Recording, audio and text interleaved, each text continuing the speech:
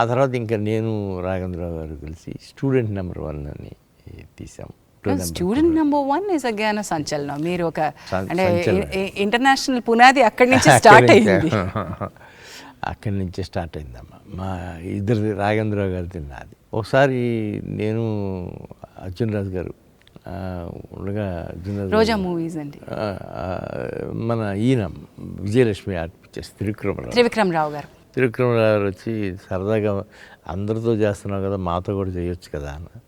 అలాగేనండి చేద్దామని నేను, త్రివిక్రమరావు గారు, దేవివర్ ప్రసాద్ కలిసి అమరాజీనామా. ఇది చూడండి, అంటే మనం సినిమా గురించి మాట్లాడినప్పుడు నిర్మాతలు ఒక్క చోటికి రావడం ఏంటి, ఒక స్నేహపూరిత వాతావరణంలో వ్యాపారం చేయడం ఏంటి. అట్లాగే అమరాజీనామా అట్లాగే అది సూపర్ సక్సెస్ అయిందమ్మా. అది బాగా విపరీతమైన పేరు వచ్చింది.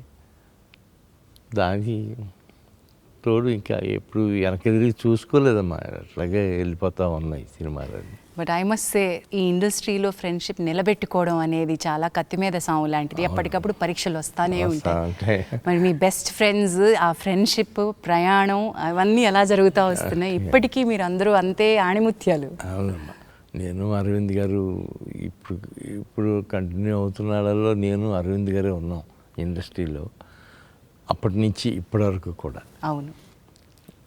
అట్లాగే ఆయన పెద్దగా నాకు ఫోన్ చేసి ఎంకరేజ్ చేస్తుంటారు. ఏంటి ఆ సినిమాలు ఎలా తీస్తున్నారండి, మీకే తరత ఏంటి, మీరే తీయగలుగుతారు ఇట్లాంటి అని ఆయన అంటుంటారు, నేను ఆయన అంటుంటాను. బట్ ఇప్పుడు ఒక కాంబినేషన్స్, తెరపై వెలిగినటువంటి ఒక ప్రభ మీ కాంబినేషన్లో ఒక ఒక అద్భుతాన్ని మేము చూసాం. అది జగదేక వీరుడు అతిలోక సుందరి.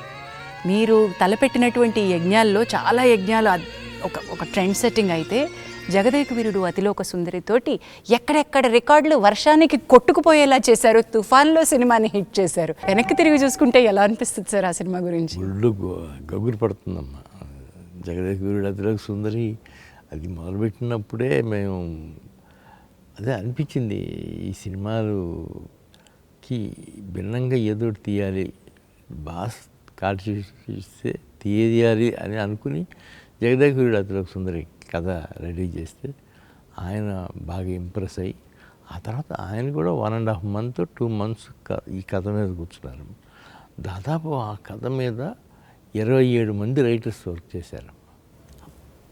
27 మంది 27 మంది పరచూరి బ్రదర్స్ తప్ప మిగతా వాళ్ళు అందరూ వర్క్ చేశారమ్మా. సత్యానంద్, అల్లమూరి వీరేంద్రనాథ్, జింజాల, తమిళియన్స్ ఎంతోమంది. అట్లాగే అది స్టిల్ రికార్డ్స్ అన్నీ కొట్టిందమ్మా. ఎన్నో సెంటర్లలో 100 రోజులు 200 రోజులు కూడా ఆడింది. థియేటర్లో మోకాల వరకు నీళ్ళల్లో కూడా కూర్చుని చూసారంటే, ఒక తుఫాను ఆంధ్రప్రదేశ్ని ఉణికిస్తున్నా సరే ఎంటర్టైన్మెంట్ అది ఇచ్చిందంటే ఎంత గొప్పతనం అది, ఎంత గొప్పతనం. అలాగే అప్పటి నుంచి మొదలయ్యి చిరంజీవి గారికి నాకు ఎనలేని ఫ్రెండ్షిప్. అది వెలలేని ఫ్రెండ్షిప్ అంటాను సార్ నేనైతే. వెలలేని ఫ్రెండ్షిప్ నిజంగా అండి. 4 సినిమాలు చేసామమ్మా.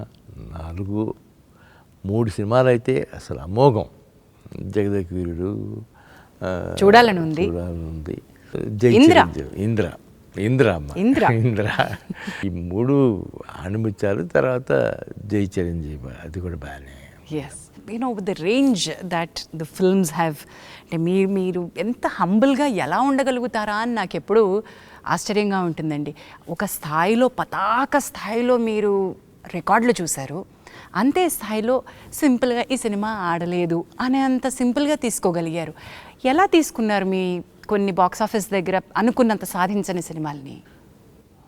నాకు ముందే కొద్దిగా సినిమా మొదలుపెట్టగానే కొంతకాలం అయిన తర్వాత అనుమానం వస్తుందమ్మా, ఏదో కొద్దిగా మన టేస్ట్లో లేకుండా పక్కకి వెళ్తూ ఉంది అని. అలాంటప్పుడు అది మెంటల్గా ప్రిపేర్ అవుతాను నేను కూడా ముందుగానే. ఓహో, ఇది మన దారిలో లేదు, దీనికి ఖర్చు అంటే ఇవాళ ఖర్చు అదుపు చేయలేము, సో దీన్ని అలా వదిలేసేయటమే తప్ప మనం చేయగలిగింది ఏమీ లేదు అని అనుకుంటాం. సో ముందే ప్రిపేర్ అయిపోయారు కాబట్టి అది బాక్స్ ఆఫీస్ దగ్గర దాని నంబర్స్ దాని ఇంకా అసలు రాబడులు ఏమీ ఎఫెక్ట్ చేయలేదు మిమ్మల్ని. చేయలేదమ్మా. బాగా వర్స్ట్ అయిన అయ్యాంలే, మనం కూడా సినిమాల మీద సినిమాలు తీసి ఒక 2 years 3 years రెస్ట్ తీసుకుందాం అని అనుకున్నా.